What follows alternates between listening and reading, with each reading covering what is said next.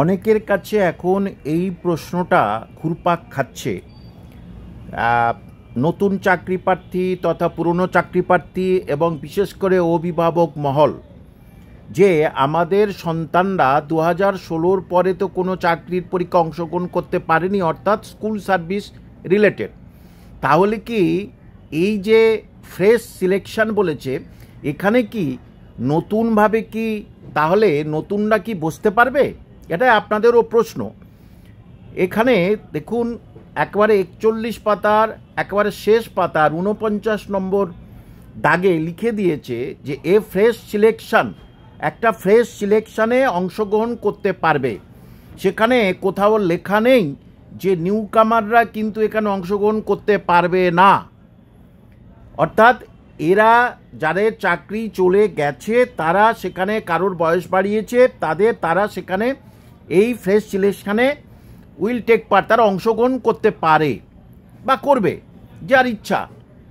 এবং কোথাও কিন্তু, আবার বলছি, কোথাও কিন্তু পরিষ্কার করে লেখা নেই যে কেবলমাত্র এই 25,753 জনের জন্য ফ্রেশ সিলেকশন।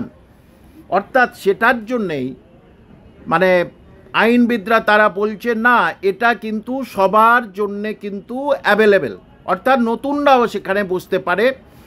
যদিও মাননীয় মুখ্যমন্ত্রী কিন্তু সঠিক তথ্য দেননি অবশ্য, কারণ গতকাল রায়টা বার হচ্ছে, সঠিকভাবে সবাই ঠিক পর্যবেক্ষণ করতে পারেনি আর কি। তবে 3 মাসের মধ্যে কোনটা কমপ্লিট করতে হবে, এতদিন অনেকে এই গতকাল থেকে অনেকে মনে করছিলেন যে এই 3 মাসের মধ্যে ফের এই 25,753 শূন্যপদ কি ওখানে কমপ্লিট করতে হবে, সেটা কিন্তু নয়।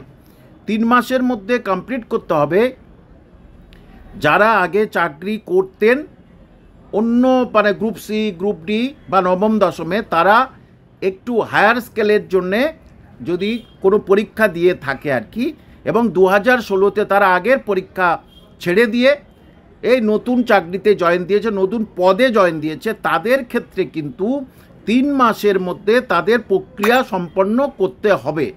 এটাই বলে দিয়েছে রায়ের মধ্যে।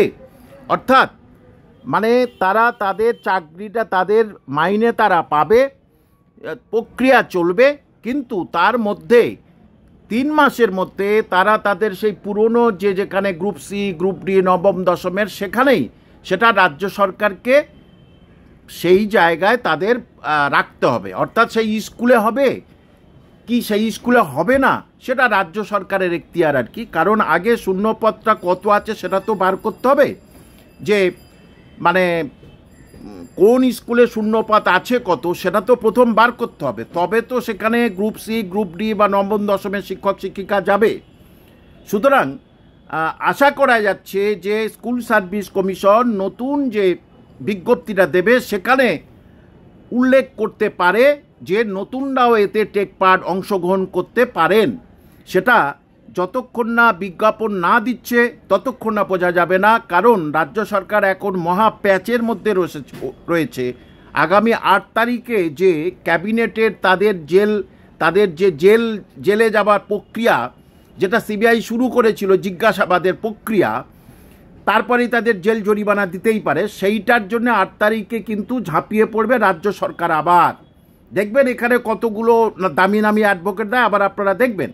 কিন্তু চাকরি বাঁচানোর জন্য কিন্তু বেশি অ্যাডভোকেট দিল না। যাক, 2016 পরতে যারা আর চাকরির পরীক্ষা দিতে পারেননি তাদের ক্ষেত্রে সুসময় আসতে চলেছে, এটা কোর্টের রায়ের অবজারভেশন অনুযায়ী আমি আপনাদের বললাম। কিন্তু সব কিছু নির্ভর করছে এই সরকারের উপরে, কারণ এই সরকার কোর্টের রায় মানেই না, আমি আপনাদের বললাম, বা মেনেই চলে না। এখন দেখা যাক কি হয়।